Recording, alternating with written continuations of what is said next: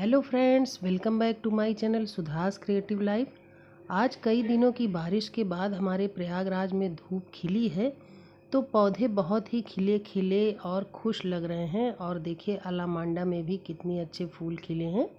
आज मौसम भी बहुत अच्छा है, तो मैं अपने पौधों को गमले में लगा देती हूँ, जो नर्सरी से लेकर के आई थी, क्योंकि एक हफ्ते से ज़्यादा हो गए हैं उन्हें रखे हुए।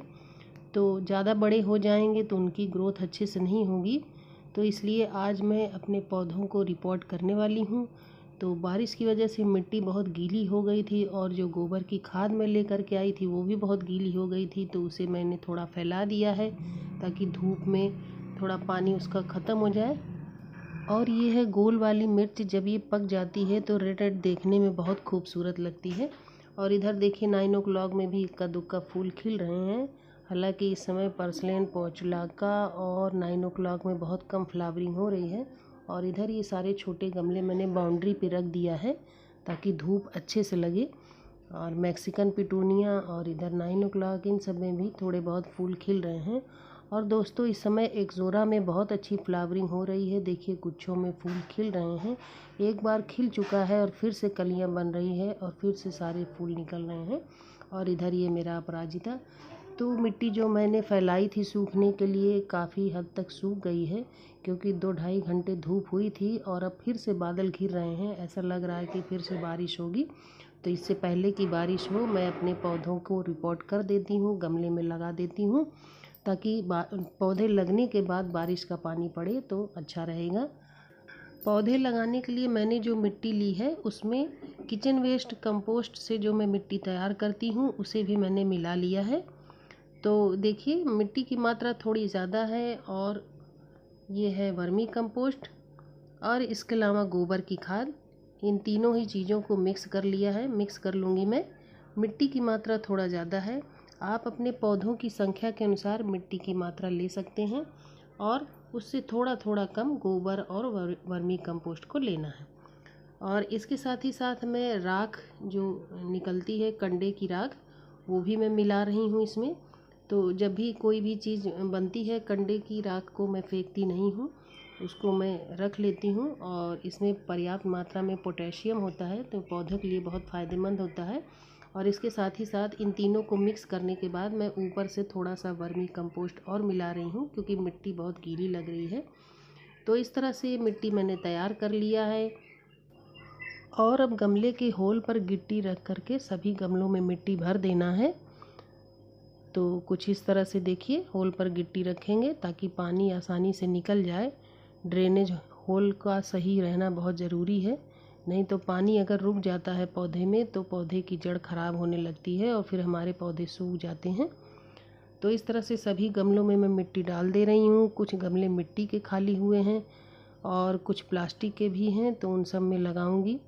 मैंने कई बार ये चीज़ बताई है दोस्तों कि मिट्टी के गमले में पौधे ज़्यादा अच्छे से सरवाइव करते हैं। इस बार मैंने ऑनलाइन ये प्लास्टिक पॉट लिया है और इसमें भी मैंने होल कर लिया है, तो इसमें भी लगा दूंगी जो पौधे बचेंगे। तो इस तरह से हल्का सा प्रेस करके पौधे को रख देना है इस तरह से, और हल्के हाथों से मिट्टी से ढक देना है। देखिए कुछ इस तरह से। ये है क्रिसैंथेमम के पौधे जिन्हें मैं लगा रही हूँ। मिट्टी काफ़ी गीली है तो ज़्यादा पानी डालने की ज़रूरत नहीं है। अगर मिट्टी सूखी रहे तो पौधे लगाने के बाद अच्छे से एक बार उनमें पानी डाल देना है।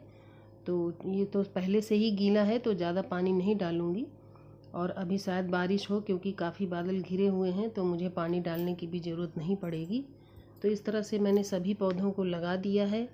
अगर आप गार्डनिंग करते हैं तो बाहर से मिट्टी या खाद लेने की बजाय कोशिश करिए किचन वेस्ट कंपोस्ट को इस्तेमाल करने की, क्योंकि उससे पौधों की ग्रोथ बहुत अच्छी होती है और पौधे बहुत ही हरे भरे रहते हैं।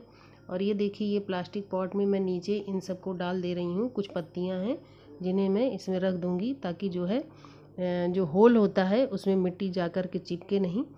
तो इस तरह से जो भी पत्ती, जो भी सब्जी फल के छिलके जो भी निकलते हैं उन सबको मैं फेंकती नहीं हूँ, उन सबको कहीं ना कहीं किसी न किसी तरह से इस्तेमाल कर लेती हूँ। और ये नीचे पड़े रहेंगे तो कुछ दिन में ये अपने आप ही सड़ कर के खाद बन जाएंगे। इनके ऊपर से मैं मिट्टी डाल दे रही हूँ। तो दोस्तों कुछ इस तरह से मैंने सारे पौधों को लगा दिया है और इधर रख भी दिया है, इस तरह से सेट कर दिया है और कुछ इस तरह से अब दिखाई पड़ रहा है।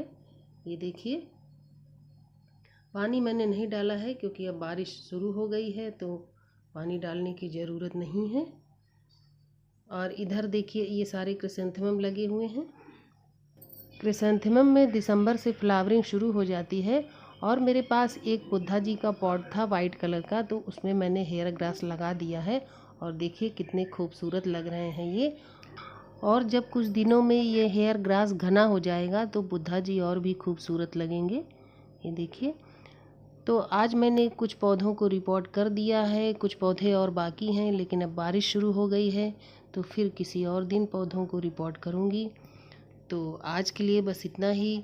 वीडियो कैसी लगी कमेंट करके ज़रूर बताइएगा। और अगर आप मेरे चैनल पर नए हैं तो प्लीज़ चैनल को लाइक और सब्सक्राइब करना ना भूलें। तो फिर मिलते हैं किसी नए वीडियो नए अपडेट के साथ। Okay friends, bye, happy gardening.